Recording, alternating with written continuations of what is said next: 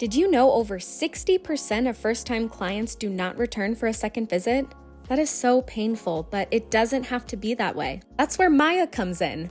Maya is the ultimate marketing software for the beauty and wellness industry. We have a proprietary funnel utilizing special algorithms to help connect the right consumers with the right providers at your business. This means that Maya helps you get higher spending clients you love to work with who stay the long haul. If you want to increase your revenue, increase your client count, increase your average ticket, and increase your new client retention, then you need Maya. Go to joinmaya.com to set up your own personal virtual tour and see why over 500,000 consumers have trusted Maya and the businesses we work with to find their perfect beauty and wellness pro. We promise you will love Maya. Thank you for joining me. This is Katie Whitledge with the Beyond the Technique podcast. Today, we're talking about build your clientele from bridal styles or even event styling. We're going to bring the woman here herself who has over 300,000 followers on Instagram, which means you're probably already following her if you do any event or bridal hairstyling. KELL Grace is here with us today, first time guest. Not new to the industry. This woman has been in this industry over half her life. She is known for giving 4 updos in 4 minutes, but her real mission is to help stylists make more money. She really teaches you how to leverage the crossover. You'll learn what all of that means today when we welcome KELL Grace to Be on the Technique. Welcome, KELL. Hi, thank you. I'm so excited to have you from Thank you. sunny Orlando, Florida. Yay! Thank you for having me. I'm so excited to be on. Well, I'm so excited for people that follow us. They see that we're like at more and more events. And one of those was in the Chicago area was the America's Beauty Shows, which we saw you thrive and shine. And you have such a special niche for bridal. I want to eventually get to how you really honed in on that niche, but I want to go way back to the beginning first. Tell us, how did you decide to get into the beauty industry from the beginning? Okay, well, I have a lot of hair, and I always struggled with doing my own hair. And I was probably 12 or 13, and I started, doing my own hair and not just straightening or curling it. I started like designing things on my head. And that was kind of taken off, people were like, "Oh, I like your hair. Can you do my hair for prom? Can you do my hair for homecoming?" And so this is a cool little story. I was probably 14 or 15, and I started booking people in my room, and I would charge them $20 to do their hair. And my mom, she would help me. She would buy the bobby pins and buy the hairspray. And it was a cute little side business I had. And some of the mothers would call and say, "Well, KELL, I mean, I know you like doing hair, but isn't $20 a lot?" And my mom had my back and said, "No, this is her business." But anyway, then I turned 15 and I was able to go to cosmetology school during high school. Some states offer that. And the state I lived in, which was Pennsylvania at the time, they offered a vocational training school. So I would get on a bus halfway through the day. I would do my home school, like classes that I needed to do. And then I would go to this technical school and I started enrolling in cosmetology school. And that's how I started. I was 15 years old. And then after graduation of high school, it took me maybe another 6 months to accumulate all the hours that you need for your license, depending on which state you're in. And I got my license at age 19. That was in 2005. And that's how I got into it. And I always assisted at hair salons during high school and, really dove in. And I always loved doing updos, but I wasn't good at them. It was just that I loved creating hair and sculptures. And then I got, obviously into the cut and color side, but I always had that passion for updos. And that's where we'll talk more about how I got good at them. A lot of people thought I was just naturally good. I wasn't. It took me like 2 hours and they all looked terrible. I thought they were okay. But that's how I basically got into it and as at an early age. But quickly found out I had to practice to get good. So yeah, that's how I started. Well, you definitely put in the reps because you're at a 20-year mark since license, getting the Licensing license. So years. Yeah. congrats on 20 years in the Yeah, industry. thank you. It's been a lot of hard work. And anyone knows that it's not easy those first few years. And I tell new stylists that the first like 3 years, just think of it as school. So when you get your license, give yourself 3 years, because getting a cosmetology license is pretty quick. It only takes, if you go full time, maybe a year to 2 years. So the next 3 years after you get your license, you got to look at it as like, training still, and get into good salons, get into good programs where you can learn from others and take classes. Don't give up quickly, because it takes time. Well, you are known for this niche of event hairstyling, specifically oftentimes looked at as bridal. How did that become? I mean, it sounds like you've kind of always had this niche, but did it start out that way? Did you start out doing bridal hair specifically when you were licensed, or did you do kind of all services? That's a good question. I got my first job at a very beautiful salon, and I started doing all the brides because no one else in the salon wanted to. Truly, Why it do was you just think that like, is? Why do you because there was no training in hair school for updos, and all of my fellow stylists that I work with, they made more money doing cuts and color. So they were like, I'm not giving up a Saturday to make less money when I can do all these colors. So I was like, I'll do the bridal hair. I'll do it. So I was young and just excited, and I did all the updos. But I also did cuts and color during the week. But I was the updo stylist because, plainly, not because I was that good, no one else wanted to do them. So I started doing them. It was taking me 2 hours. They were horrible. I was nervous. I was intimidated. I was like sweating through the updo. I think I was charging $35 for an updo on commission, low commission. And I don't think I got tipped very well. So I realized quickly why my co-stylists weren't doing updos, because I was making no money. You And probably made more when you were 15 doing the $20. yes, yes, yes. And it was a light bulb moment. I probably was in my early 20s when I really thought, wait a minute, this could be profitable. Think about it. We're not doing any permanent change. There's no cut, there's no color, no chemical. We're pinning the hair up. And it was like I'll never forget. I was living with my parents at the time. I probably was early 20s, I think. And I just remember the light bulb going off and thinking, I'm either going to stop doing them because I need to obviously make money to provide for myself, or I'm going to figure out how to do this quicker and make it profitable.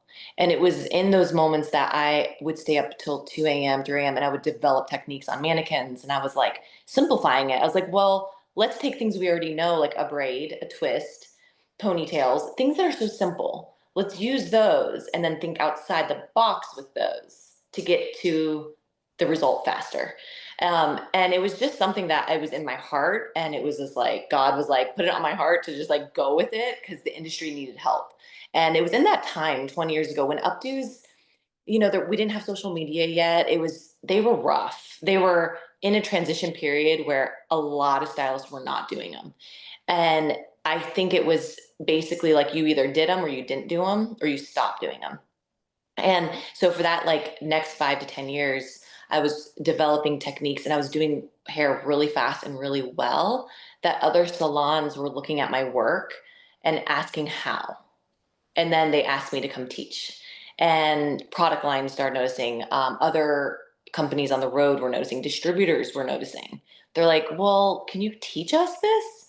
And I developed my first seminar. It was, I believe, 13 years ago. I taught my first seminar, maybe 14 years ago. And that's when it just spread like wildfire. And I started helping these stylists and salons really put the hair up faster and beautifully, and they were making so much more money. I would have salons call me and say, Kel, we're doing 2 weddings on a Saturday instead of one.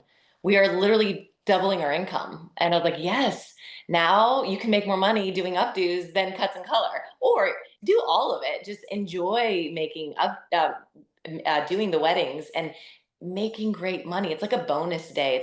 We call it our play day, our bank day, because it's just, there's no chemical cost, and it's simple. but we've overcomplicated the updo process over the years. And now with the rise of social media, I was able to get all of my information on social media and grow a great following through the past like decade, and I'm able to share it a lot on there about what I do. And also other updo artists and other educators are able to share. So there is a lot more help now online, and I do see stylists doing updos again. Even ones who haven't taken my classes, they're like, yeah, we love it. I used to teach a class and no one was doing updos. Now I teach a class and at least half of them are already doing them. So it's good. It's coming back, and I'm glad that my techniques are able to help stylists, really just have less like stress over it and just enjoy the process. So yeah. Well, over 13 years ago to do your first webinar or event to hmm teach, hmm that is before Instagram. How did the That, word get out about you and people started to know? How did that happen? well, I would go to that's a good question. No one's ever asked me that question. I actually went to a hair show. Um, and I had it was one of the premiere shows, and I had a little booklet of printed of my pictures, because now everyone's portfolio is their Instagram. We didn't have that. I had a print portfolio. I had everything. So I took it to some great updo artists, and I would ask them at these shows, like, "Do you ever need an assistant? Do you need help?" This was probably more than 13 years. This was probably like 17 years ago. And I started helping on the road at hair shows with different companies and just assisting them, sweeping the floors, doing whatever I could. And I was invited to a distributor in Philadelphia to help assist. And the company I worked with said, "Can you teach braids for us?" And I thought, okay, I'll help teach braided looks. And it was really cool. It was after that, I was like, you know what? I should start developing my own seminars. And the way people heard about my seminars is I emailed people. I told them, "Hey, this one salon saw what I did. I'm offering if you want me to teach you here," and things like that. And then um, when I would teach, that's a hard question, because sometimes I don't know how it's grown to where it's grown. And I always say this, like, anytime I book an event, even now, I always get excited because of the unknown. Like, for example, if I went to Premiere Orlando and I had an amazing time it was a week ago, but I was excited for the unknown, the connections I would make that I don't even know are connections yet. So I'm a very positive thinker. Like, so if you book a class, let's say you're like, "Oh, I want to go teach at this event. Is anyone going to come? I don't know." I'm never worried about that, because it's about what's going to happen when you're there. Like, you might have 3 people in your class, you might have 30 people. But what will happen after that class, you're not going to even know unless you do it. So what would happen is I would book these classes. After the class, the salon owner would come to me and say, "Hey, I'm opening another salon. I want you to teach at." Then I would go teach at that class, and the local rep was there and was like, "Hey, I represent this product line. Would you teach our educators for that product line?" And so it just grew like wildfire. And then I never actually became an educator, like in a contract for a company. I've always been independent, and I've always been if I ever represented a line, I was a guest artist. So I worked with some amazing product lines as a guest artist, and they would basically say, "Hey, we have 10 cities that we're pitching our product in. We want you to do your KELL Grace class using our product." Done. I went and did it. And so it was so cool. They let me be me, but I prepped with their product. And it was always products that I liked. Like, I never went just, I would always test it and make sure I really liked it. And there were a couple lines, like one I did work with for probably 8 years. We had a great relationship, and they let me be me. And I helped them grow all throughout Canada. They helped me grow too. So, like, I always had that independence, but I did develop support from brands. So the relationship I've had now, like, a lot of brands, they like working with me, but they know I'm independent, and that's what's also nice. Like, 20 years ago, you had to sign. You would sign, with a line. But now I think product lines are a lot more open to working with artists, as long as the collaboration is really fair between the two. So yeah. I also think, opportunity meets preparation or preparation meets opportunity. So you came back when Wow. Yeah. hardly anybody would probably take the time to do printed out pictures of their work. So you came prepared with a printout booklet of your work. And I remember the days where that was how you showed your portfolio is you printed out pictures of, I mean, but even to take the pictures of your work. Like I know. you were doing the things necessary for Instagram success before Instagram. And I just want to call that out because It's I awesome. think that's a gift of being able to do the things that others aren't willing to do. That leads to success. And also clearly your ability to build relationships and network with people. I think that's a superpower that's gotten to you to where you are. Now, you did bring up products. I'm curious, without saying these specific products from these lines, you have simplified the updo styling process. Do we overdo products when it comes to up styling as well? What would be your basic thing? Like if you have these core things, you can do successful updos. Like, of Yep. course, my head goes to like, you need a Yeah. flexible hairstyle Yeah. or whatever, but what would that be for you?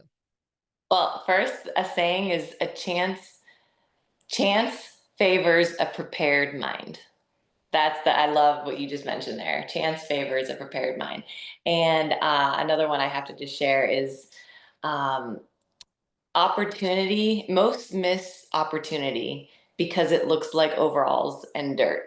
There's a lot of sayings that most people miss their opportunities because it's work and it's still work. It's always work.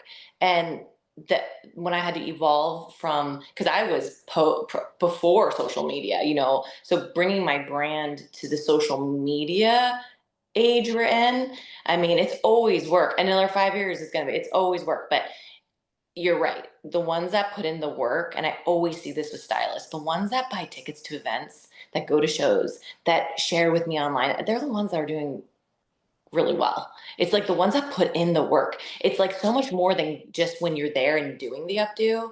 It's so much more than that. It's literally like 90% behind the scenes and actually just doing the updo or doing your education or whatever it is. But anyway, for products, I call it Kell's Fave Four. Mhm. I always have four of my favorite products, and that would be a dry shampoo. I like a root powder, like a texture powder, or some people like a texture spray. I like the powders. And then I like a flexible but firm, a flexible working hairspray. So one that you can layer and a shine spray. So those are my favorites. I do like thermal sprays, but the problem I have with thermal sprays, a lot of them are really like heavy. So I do prep the hair before I put it up into an updo. So I do so sometimes I'll spray a little bit of hairspray into it or a little bit of a thermal spray. But if I had to have four, I always say four is like my key. I love my dry shampoo, the powder, and a hairspray and a shine spray. Love that. Mhm. Well, you did bring up that you're often at events teaching on stage, but you're also somebody who comes to salons. Now, the owners listening here are probably so excited, like, oh my gosh, you come to salons to teach. Yes. What does that look like for you? How far out do you book? What does that investment kind of look like? What are you willing to share? Okay, I can share it all. I'm very transparent. If you come to my shows, if anyone has seen me, I literally, I kind of just, I don't know. I try not to have that. The moment the lights hit you, people forget who they are. That can happen a lot. And I'm a stylist behind the chair, like everyone else, paying bills. I have a son now who's almost 2, and life's expensive. And I just am very transparent on like anything you want to know. I think that the hair industry, we're very connected, and I love that we can all like be together in it. And sometimes I have stylists that will come up to me and they're nervous to meet me or something. And I'm like, why are you nervous? We're together in this. Like, just because you've seen me on social media or on stage, I'm a stylist just like you. And I want everyone to, if they have to ask me questions, just ask me at shows, ask me anything. I'll come to your salon, I'll help you build your business, not just with updos and brides, but how to get those clients into like maintenance with colors and cuts. And how that looks if you book me for a seminar, I can come to your salon And that is usually a day rate, like a fee of a day rate. So the rate does range depending on how big of a salon you have, where you're located, how long of a class you want, how many days you want. So and I can kind of throw out some numbers. I don't mind. It can start from 1250 and up. 1950 is a common price, or it can go up. So it depends. But I do want to give some numbers because sometimes I listen to things and I'm like, well, I don't know. And then you have to talk to 10 people before you get a number. So if you're thinking about your budget for this year, and you have a group of 10 people, you want to think about like those numbers, I can come to you, train your team. You can book a day with me or 2 days, whatever you'd like. My manager, her name is Kathy. She helps me book. If you've booked, you have worked with Kathy. She books all of my classes. I can come to you, or if you want, you can come to my salon, and it's in Orlando, Florida. I'm right outside of Orlando in Winter Park. It's like 10 minutes from Orlando. My salon is very small, though. I can take about 10 people. And I do sell individual tickets for my classes. So you can bring your whole salon and book a private class with me at my salon. But if, let's say, you're in a suite right now by yourself, or you're a small salon, maybe you're a boutique salon with 3 of you, and you want to come, but you can't really afford to bring me to you, um, come to me. You can go to Disney for the day, you can buy a ticket, and my tickets for my classes are $175 for a one ticket in my salon. And I have a class coming up. Actually, I'm sorry, my class in July, it did sell out, but I have a class in August and October. And they can be found at the link in my Instagram. There's where you can buy tickets. I know October is half sold. August is maybe like a fourth sold. And we just launched those today. So hopefully by the time everyone listens to this, there'll be some available. But I always launch new classes at my salon. Or I yeah, will put the links in our show notes for everybody listening. So you'll see the link to Kell's website, to her Instagram. Mhm. And I'm going to do a teaser because I don't want to talk about this next, but you have these lookbooks and they're actually very interactive. But before we get to that, you mentioned something a minute ago of really leveraging the fact that you will have bridal stylists that you work to get in your everyday hair cutting and hair coloring chair. Tell us about leveraging the crossover opportunity. Great. Yeah, that is something I teach salons a lot. The biggest thing for me is that it's not just that you're doing updos and making more money doing updos.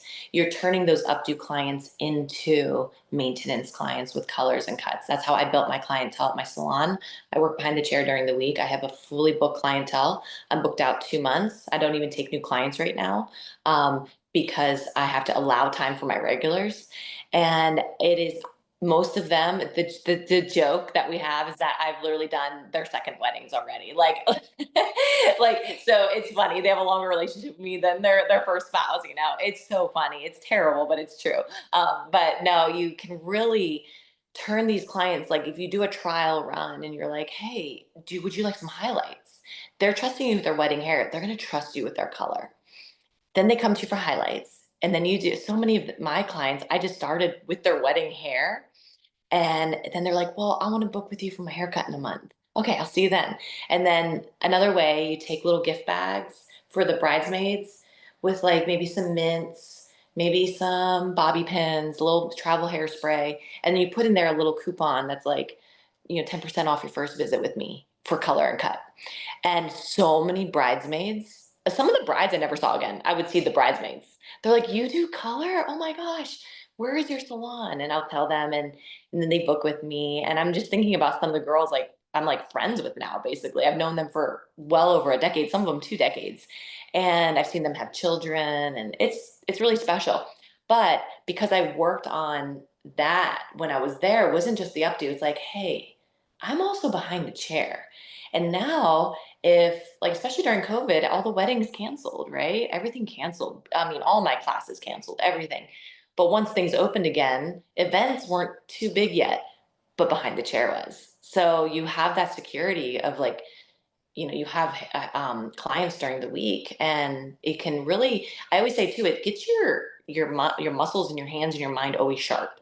We're not doing updos every day, so you want to really keep those muscles going.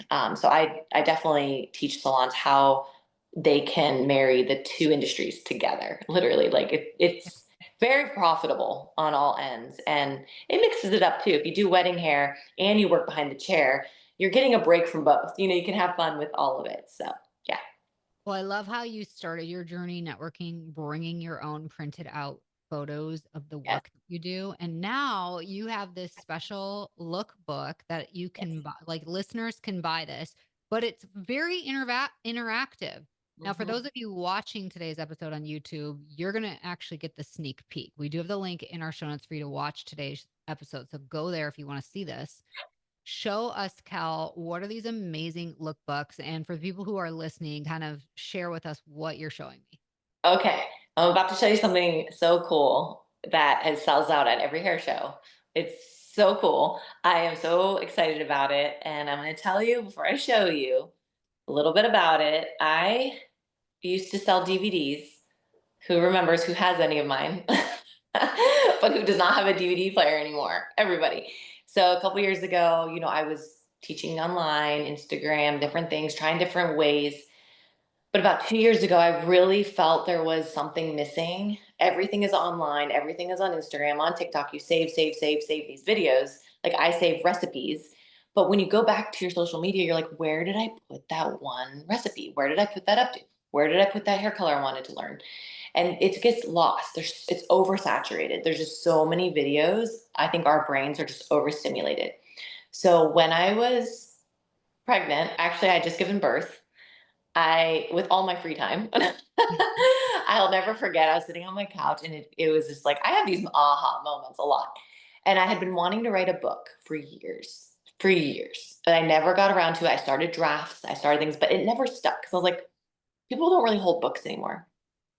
So it hit me, and I was like, I know what it is. I need to develop a lookbook. We used to have lookbooks in the salon. They were big, kind of dated. Everyone flipped through and look. No, I wanted to start an educational lookbook using QR code training videos. So my idea, and it came into play, this was about 2 years ago, I developed updo lookbooks. So these books they have a beautiful velvety finish. And when you open the book, it will explain how to use them. It has a table of contents with all the looks listed. And then when you open the book, it's going to have pictures. And it's going to, like this one, for example, says types of teasing. You're going to click on the QR code and it goes directly to a full length educational video on your phone. It's not on YouTube, it's not on my social media. This is for you to use. And then when you flip through the books, like this book, for example, has, I believe, 15 videos, and you're going to get beautiful, like updos like this. You click on this code and it goes right on your phone to a full length video. It's on my website. You can screen share it from your phone onto a big TV so that your salon team can watch it. And it's so cool. There's so many videos. So here's another picture. Wow. Cool. And then the cool thing is you can actually give this to your client and they can look through the book and pick out all of these looks I've sold to my clients. And I've done them on client. So you can say, hey, a client might say, hey, I love that. And you can be like, well, I've already trained. I have watched all the videos. And they're not like teaser videos, like 30 seconds. They're like full length. I'm there with a mic explaining how to do it. I'll take you step by step through. And you can learn how to do all of these beautiful looks. Oh, I And love they're all very wearable, very easy. I have a short hair lookbook for short hair going up. I have a curly hair lookbook for curly hair going up. And then I have two foundational books. So my foundational books have like things of how to tease the hair, how to prep the hair, how to use hair extensions in an updo. All together, all four books, if you added up all the videos, there's over 50 videos. So each book, like one book has 18 videos, one book has maybe 17, one book has 13. So it's a lot of packed information. And we are selling out every time we go to a show. We actually sold out at Orlando Premiere. We called our printers and we're like, we need more done. So it's pretty cool. We're really excited about it. And I do have some exciting news because I am launching actually a whole bridal book and a bridal like manual with it on how to build bridal into your salon for next year. And I'll talk about veil placements, things like that. So that'll be launched, Yeah. probably next year. But the books are going well, and stylists are learning a lot. And the Yes. feedback So I'm getting is great. so awesome. And we have the link to Kel's Instagram. And when you click on her Instagram, you'll see where you can get Yes. her look books. Okay. So before we're done, Kel, because there's just so much, I love what you're doing. I love your personality. What would be some final words of encouragement or wisdom for salon owners and leaders and stylists listening today? Okay, well, thank you for having me. Your personality is awesome too. It's so easy to talk to you.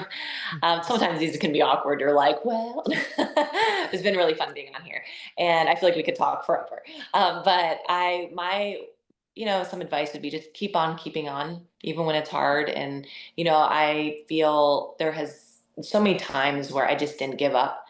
Be consistent, and yeah, really, and be kind. I mean, I feel like a lot of people say that, but just be really kind to your clients. A lot of them need it. And I think when you're consistent in showing up for work, and consistent in posting, consistency isn't just a week of doing it. I feel like it took me 20 years. I mean, literally 18 years to get my lookbooks out. It takes time, and even when you're consistent, it can be hard. But really, keep on keeping on, and keep on being kind, and come to classes with me, and we'll have fun, and it kind of brings it all back down to earth too. And also, don't get worried about social media. It can definitely play with people's minds. I have a lot of stylists that tell me, I don't know, it's overwhelming. Just be with your client, post your work, show them what you do, but try not to let that take over your brain, because I know the competition's hard out there. People say, well, I feel like I need to post more, I need to do this more. You don't. You just need word of mouth, and you need to definitely, post and show people what you do, but don't worry about it controlling you. So that's all I would say, that with advice, and just don't give up, for sure. Definitely don't give up, because I've wanted to give up in the past. I'm so glad I didn't. Awesome advice. And I would say you are very down to earth. So thank you so much for joining me, taking time to be with me and for everybody listening today. I appreciate you. Oh, I appreciate you. Have a wonderful day. And thank you all for joining us here week after week at Beyond the Technique.